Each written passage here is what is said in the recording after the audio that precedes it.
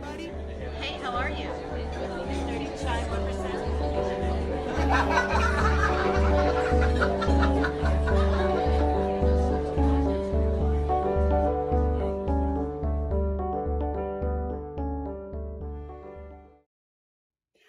Welcome back to the Sunday Morning Cafe podcast for Sunday, May 24th of 2026. This week, we'll be examining maybe the most difficult topic when it comes to resilience research, the facing of one's own diminishment and death.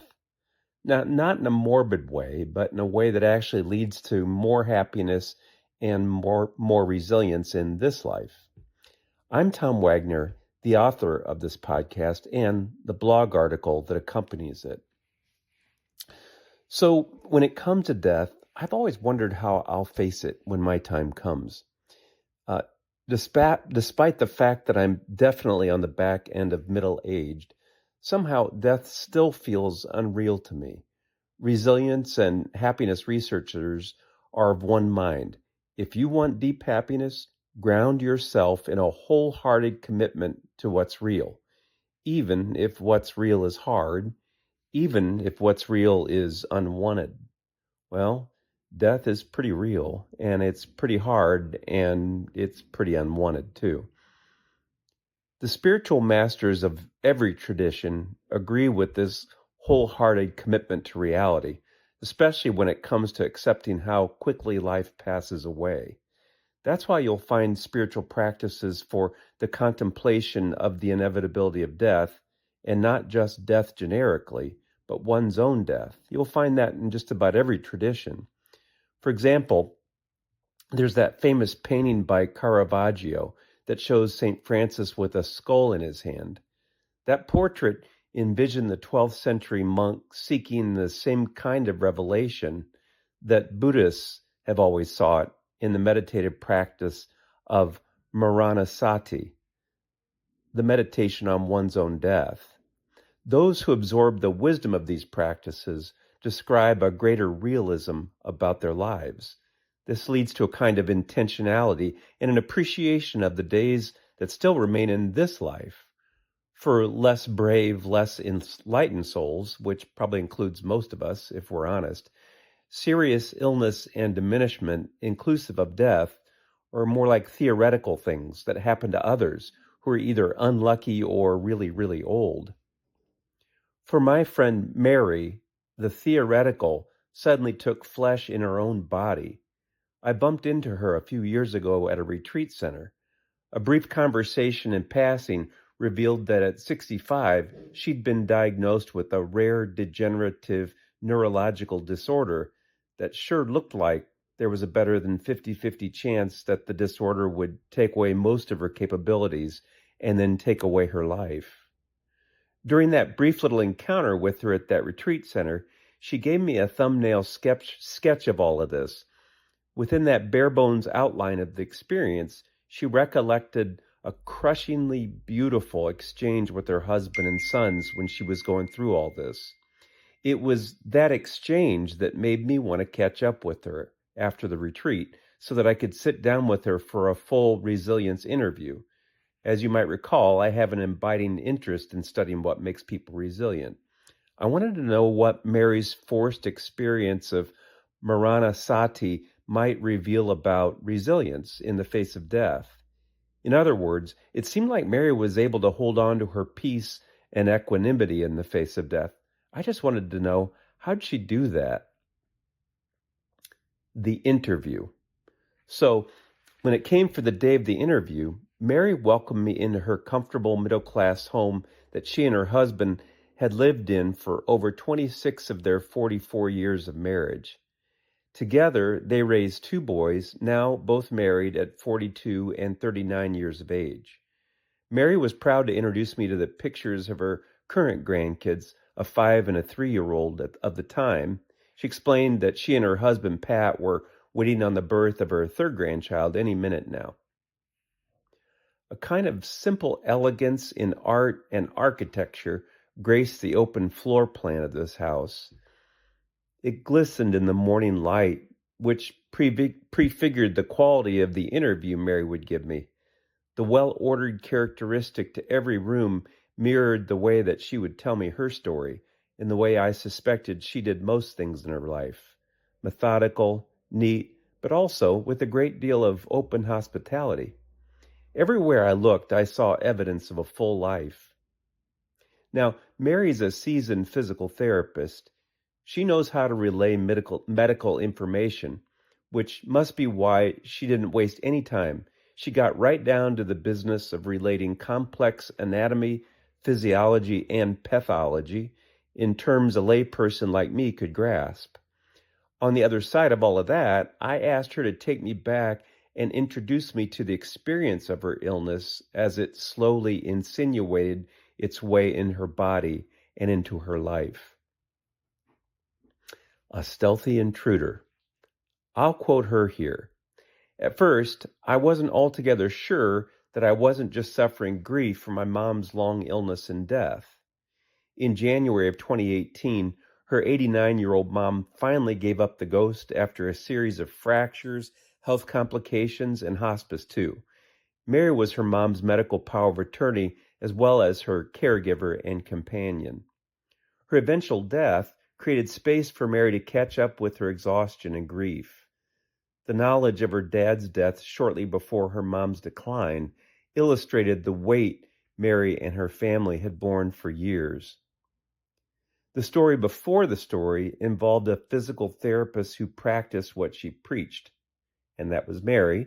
For decades, yoga kept her strong and balanced. Jogging kept her fit.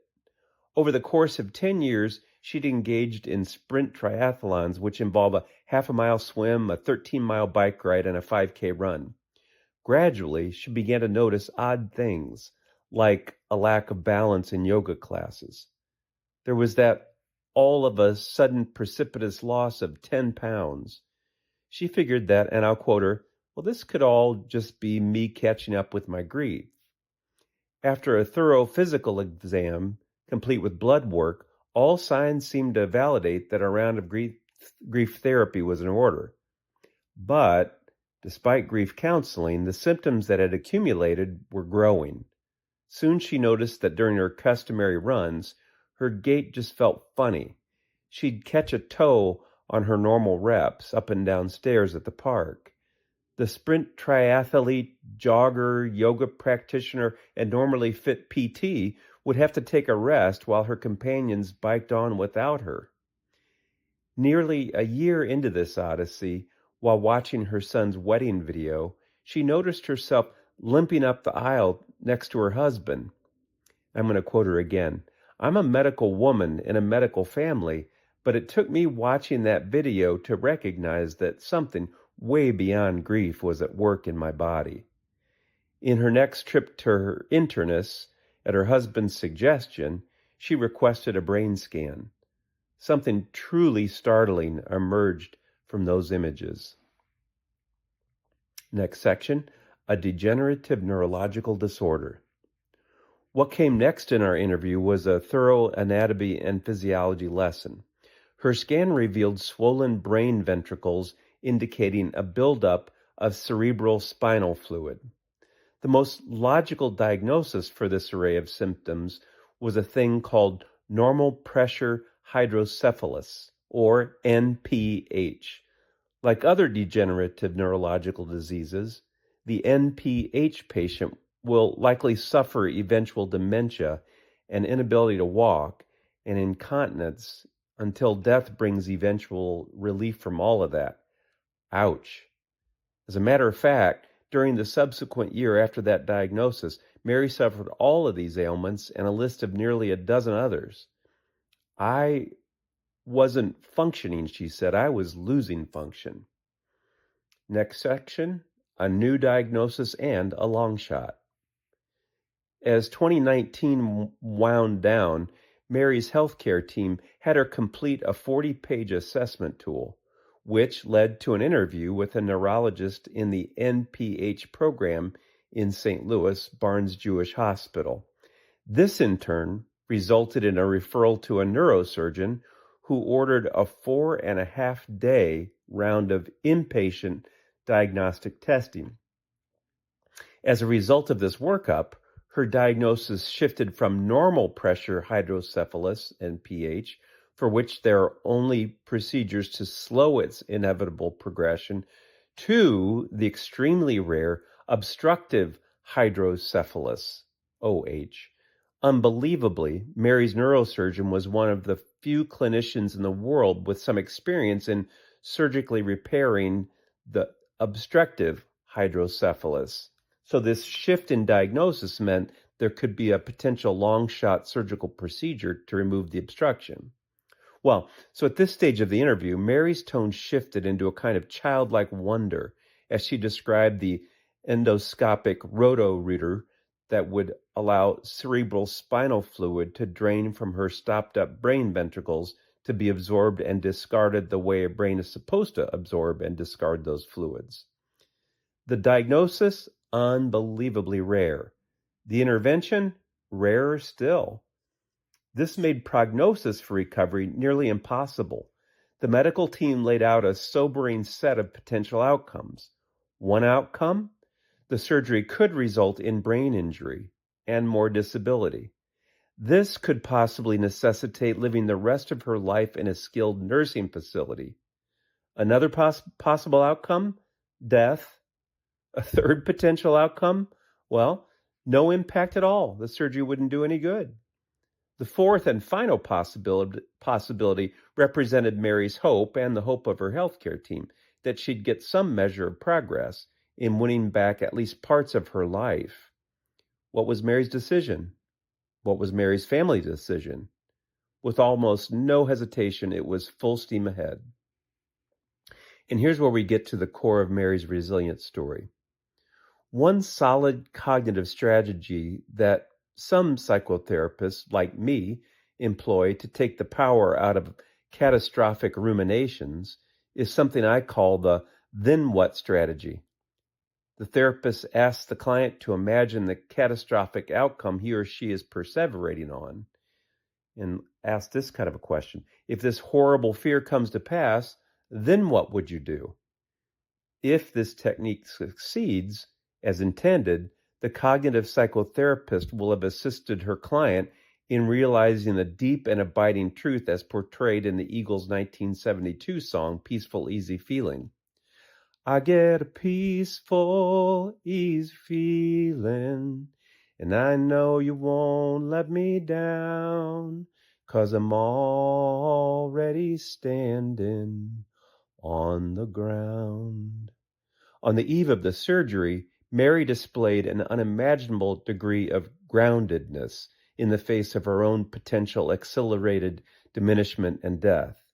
That's when she initiated a conversation with her husband and sons. She wanted to tell them that in no uncertain terms that she was, quote unquote, at peace with any of the outcomes that could occur, including disability, including even death. After I posed a couple of annoying clarifying questions, she assured me, I wasn't just saying that to make them feel better. It was true.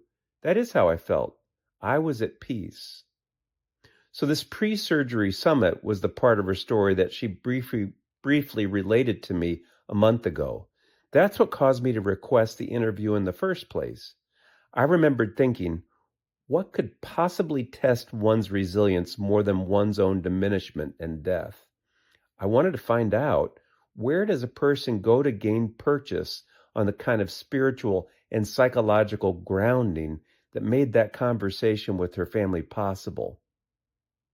The great presidential scholar Arthur Schlesinger, easy for you to say, Arthur Schlesinger illustrated the simple formula at the root of towering leadership. He said, inherent gifts plus a huge crisis equals transcendent leadership. This podcast is part of a two-part series. This week, you just heard the huge crisis part of Mary's equation. She called it her tumble dry on high experience. That's the crisis part. Next week's installment will return to Mary's story to examine the predicates of that basic equation, huge crisis plus inherent gifts, at the heart of a resilience or groundedness story, if you prefer. In the meantime, as a way to provide a tease to the next episode of her story, maybe you could conduct a little research of your own. Find one of your best friends and discuss a time when you felt tumble-dried on the high setting. In other words, when was a time of great challenge for you? What kept you grounded or helped you to return to ground? And I'll catch up with you again next week to get down to the inherent gifts that Mary found within her life that allowed her to measure up to that huge crisis. And you'll get to find out what came next.